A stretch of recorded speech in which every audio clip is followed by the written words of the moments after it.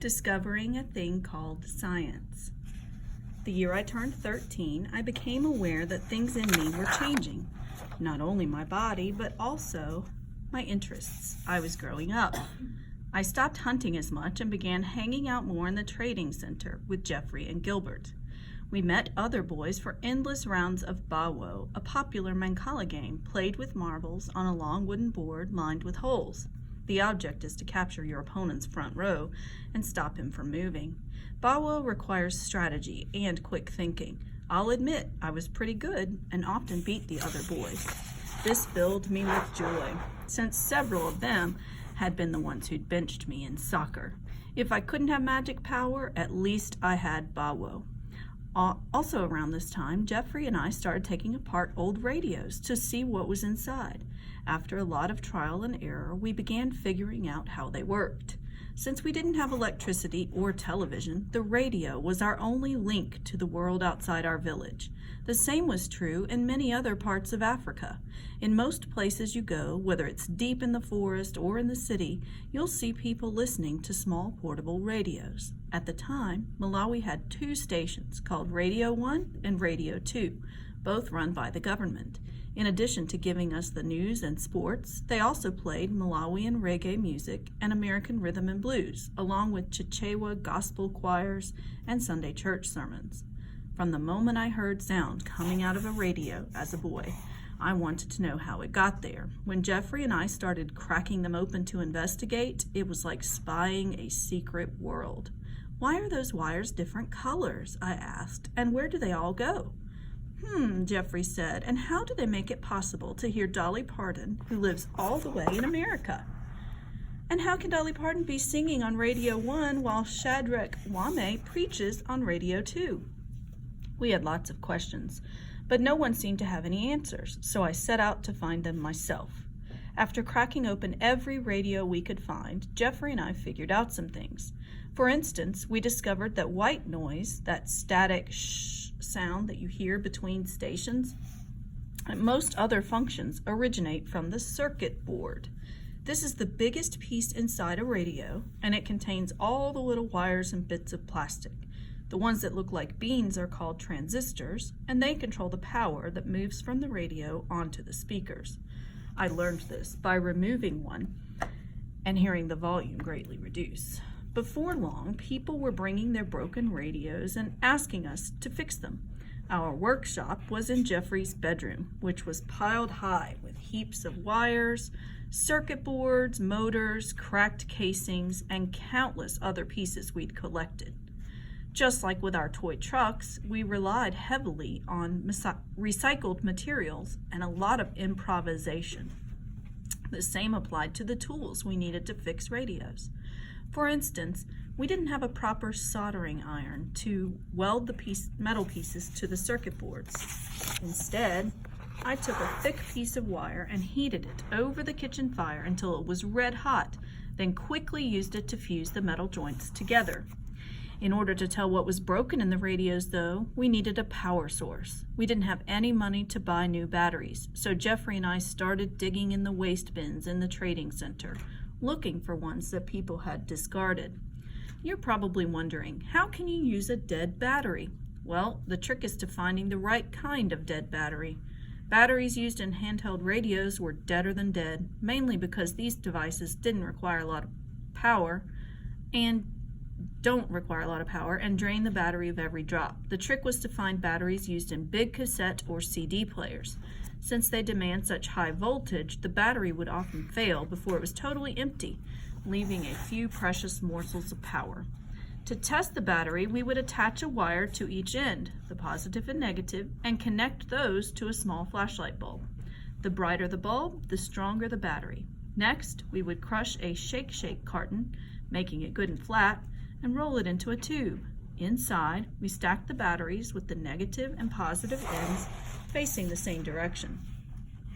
Then we ran wires from each end of the tube into the radio itself, attaching them to the positive and negative heads where the batteries normally go. Together, this stack of garbage was usually enough to power a radio, at least long enough to fix it. On weekends, Jeffrey and I spent our days in the workshop listening to music while we tinkered. If we were lucky enough to get a cassette player to fix, and if there was enough juice in the batteries, Gilbert would let us borrow tapes by the Black Missionaries, our favorite local reggae band. "Hey, turn it up." "Yeah, for sure." When customers came to see us, they sometimes seemed surprised. "I heard someone here fix his radios," one lady said, looking around. "Yes," I answered, turning down the music. "That would be me and my colleague, Mr. Jeffrey. What's the problem?" "But you're so young," she said. "How can children be doing this kind of work?" "You mustn't doubt us, ma'am. Tell us the problem." "I can't find the stations anymore. There's only static." "Let me see. Yes. I think we can manage. You'll have it before supper." "Make it before 6. It's Saturday, and I want to hear my theater dramas." Sure. Often people stopped by to give us compliments. "Look at the little scientists," one man said. Then, "Keep it up, boys, and one day you'll have a good job." At this point, I didn't know much about science, or that doing science could be a job, but I was becoming more and more curious about how things worked. For instance, how did petrol make a car's engine work? Why was this foul-smelling liquid so important? Easy, I thought. I'll just ask someone with a car. In the trading center, I began flagging down truck drivers. "What makes this truck move?" I asked them. "How does it work?" But no one could tell me. They'd just smile and shrug their shoulders. Really, how can you drive a truck and not know how it works? Even my father, who I thought knew everything, was stumped. The petrol burns and releases fire and, well, I'm not really sure. Compact disc players were just becoming popular in our area, and these things really fascinated me. I'd watch people insert the shiny little wheel, press a button, and suddenly hear music. How in the world, I wondered. How do they put songs on that disc, I'd ask. Who cares, people would answer. My neighbors in the trading center seemed happy to enjoy their cars and CD players without explanation, but not me. I was filled with the desire to understand, and the questions never stopped coming. If finding these answers was the job of a scientist, then I wanted to become one. Of all the things to be curious about, what intrigued me the most were dynamos. They look like small metal bottles and attached to the wheel of a bicycle. I'd always seen them around Wimbay, but never knew what they did. That is, until my father's friend rode up one evening with a headlamp shining from his handlebars. As soon as he jumped off, the light disappeared. "Hey, what made the lamp go off?" I asked. I didn't see him flip a switch or anything. "The dynamo," he said. I stopped pedaling. I waited for him to go inside, then jumped on his bike to investigate. Sure enough, the light came on as soon as I started pedaling around the courtyard. I flipped the bike upside down and traced the wires from the headlamp all the way to the back tire where the dynamo was attached. It had its own little metal wheel at the top that pressed against the rubber. When the tire spun, so did that wheel. Then there was light. I couldn't get this out of my head. How did a spinning metal wheel create light? The next time the man came to visit, I flipped the bike over for another look. This time I noticed the wires had come loose from the lamp. While the tire was spinning, I accidentally brushed the bare end of the wire against the metal handlebar and saw a spark. Aha, my first clue. I called over my trusted colleague, Mr. Jeffrey. "Bombo, bring me one of our radios," I said. "One that works. I'm onto something big." Sure. Just like with our battery tests, I connected the two wires from the dynamo to the positive and negative heads in the radio, where the batteries normally go. "Okay, Jeffrey, now start pedaling." When Jeffrey spun the wheel, nothing happened, so I took the wires out of the radio and reattached them to the headlamp. When Jeffrey pedaled, the light flickered on. "Mr. Jeffrey, my experiment shows that the dynamo and the bulb are both working properly, so why won't the radio play?" He said. "Try sticking the wires somewhere else." He pointed to a little socket in the radio labeled AC. "Try here," he said. Lo and behold, when I jammed the wires inside, the radio came to life. "Tonga!" we shouted.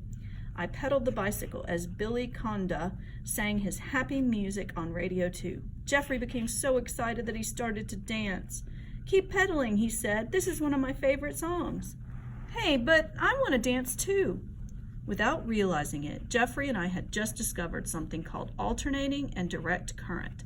Of course, we wouldn't know its true meaning until much later, but while I was cranking the pedals so hard that my arm became tired, I kept wondering, what can do the pedaling for me so that both of us can dance?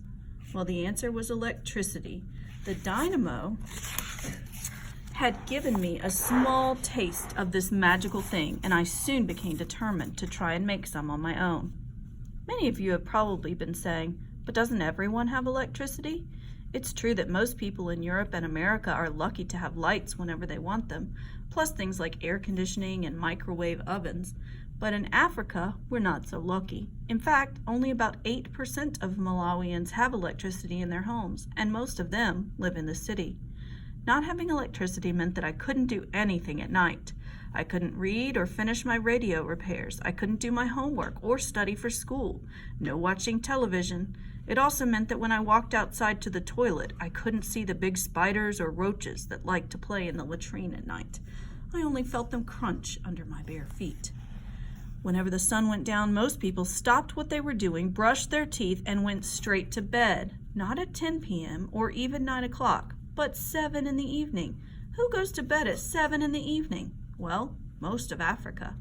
The only lights we had were lanterns, and not the fancy kind that are powered by batteries. Our lanterns were made from empty powdered milk cans, which we bent closed at the top and filled with kerosene. Our wick was a piece of an old t-shirt, which we ripped into strips and soaked in fuel.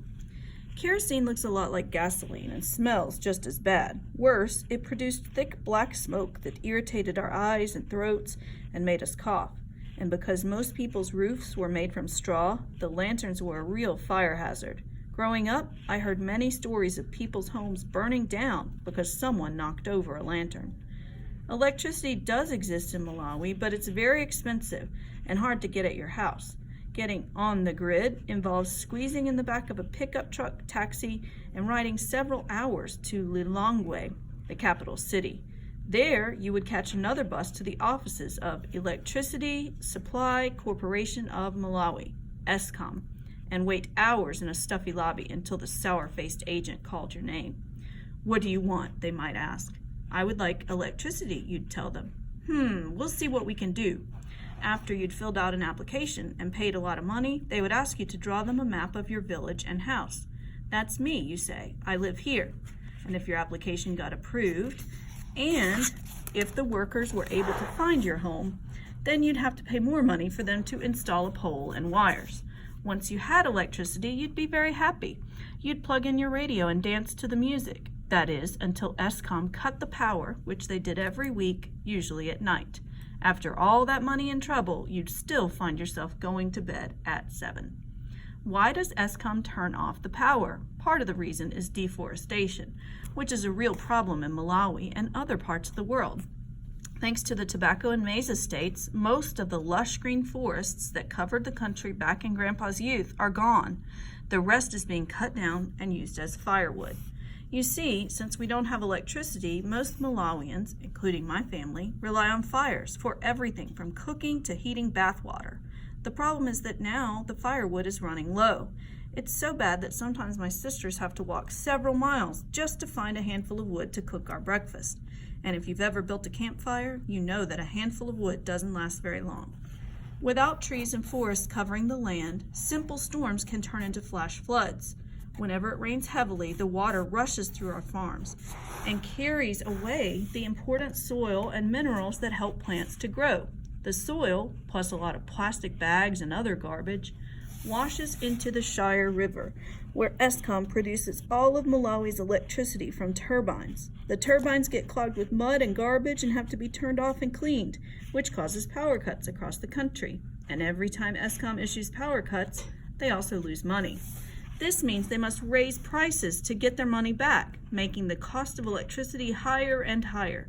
So with no crops because of floods and no electricity because of clogged rivers and high prices, people continue to cut down trees for firewood. It's like that. One of the ESCOM power lines was connected to Gilbert's house, probably because his dad was the chief.